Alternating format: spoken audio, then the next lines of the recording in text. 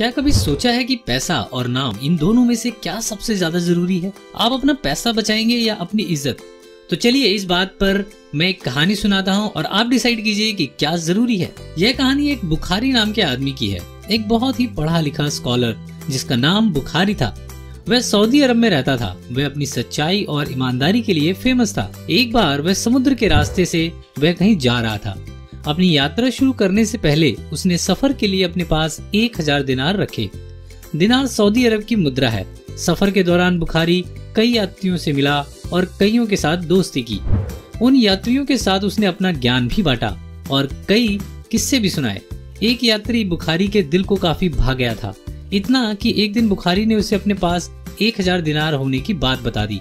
इतना पैसा देखकर उस यात्री के मन में लालच आ गया और वह तरीके सोचने लगा कि किस तरह बुखारी से वह 1000 दिनार निकाले जाएं। एक सुबह उस यात्री ने हल्ला मचाना शुरू कर दिया कि मेरा 1000 दिनार खो गया है, अब मैं क्या करूं?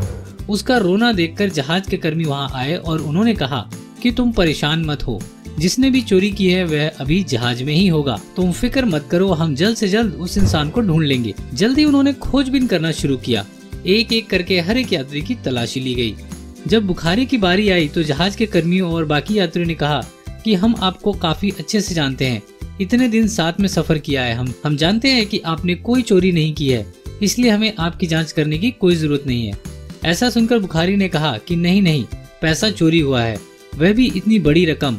अगर आपने अभी मेरी जांच नहीं की तो बाद में किसी के मन में शक रह जाएगा कि कहीं बुखारी ने तो पैसे नहीं चुरा लिए, इसलिए तुम मेरी भी तलाशी लो।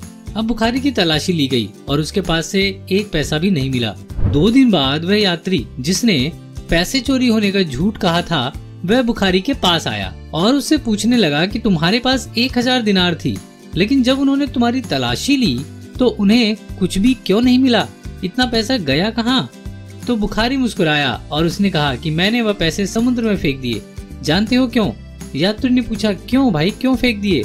तो बुखारी ने जवाब दिया, मैंने जिंदगी में सिर्फ 3 चीजें कमाई हैं, एक अपनी सच्चाई, दूसरी ईमानदारी और तीसरी लोगों का विश्वास।